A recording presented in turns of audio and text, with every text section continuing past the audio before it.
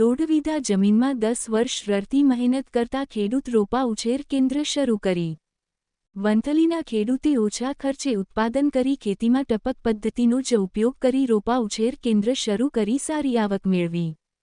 દોઢ વીઘામાં 10 વર્ષથી મહેનત કરતા ખેડૂત ઓજત ફૂલ કાણજાદાર નજીક લાલાના વડલા હરેક જાતના રોપા ઉછેર કેન્દ્ર કર્યો। વંથલી પંથકના ખેડૂતે ટૂંકી જમીનમાં રોપા ઉછેર કેન્દ્ર શરૂ કરી સારી એવી આવક મેળવી છે। વંથલી નજીક કણજાદાર પાસે જમીન ધરાવતા અલારખા કરીમ અમરેલિયા અને મોહમ્મદ હસન અમરેલિયાએ પોતાની દોઢ વીઘા જેટલી જમીનમાં અન્ય ખેતી કરવાને બદલે આંબા સહિતની કલમો તૈયાર કરવાનો નિર્ણય કર્યો હતો અને છેલ્લા 10 વર્ષથી આ કામ શરૂ કર્યું હતું અને પોતાની જ વાડીમાં આંબા સહિત અન્ય ઝાડની કલમો તૈયાર કરી સારી એવી આવક મેળવી રહ્યા છે અને વર્ષે 3 લાખની આવક મેળવી રહ્યા હોવાનું જાણવા મળી રહ્યું છે અને આ રોપા ઉછેર ટપક પદ્ધતિથી કરી પાણીનો પણ બચાવ કરી રહ્યા છે। અલારખા કરીમ અમરેલિયા લાલા બાપાનો છોકરો બોલું છું। લાલાના વડલેથી પ્રખ્યાત છે। મારી જગ્યા આવેલી છે ઓજતના ફૂલની વટીને 1 કિલોમીટર પછી આવે છે। લાલાનો વડલો કહેવાતો પર જગ્યા।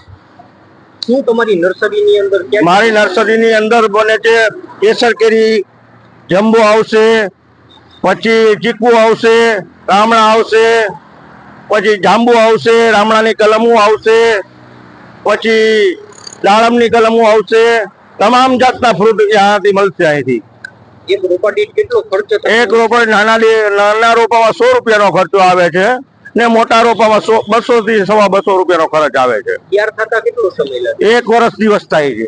પછી એ રોપાણને લઈને તમારે વર્ષ દિવસ પછી કેટલું બેનિફિટ મળતું હોય છે? એનું ડબલ થાય છે બેનિફિટ। 500 નો ડબ્બો વેચું, 600 નો વેચું, 400 નો વેચું, એ રીતે 700 નો વેચું। છેલ્લા કેટલા સમયથી હું 8 થી 10 વર્ષથી કરું છું। આ ક્યાંથી લોકો આવતા હોય છે? જામનગર થી આવે છે, રાજસ્થાન થી આવે છે, કુતિયાણા થી આવે છે, પોરબંદર થી આવે છે, કાલાવાડ થી આવે છે, જામજતપુર થી આવે છે। જાજી જગ્યાએથી મારા રોપા જાય છે ત્યાં ને રિઝલ્ટ જ મળે ગ્રાહકને।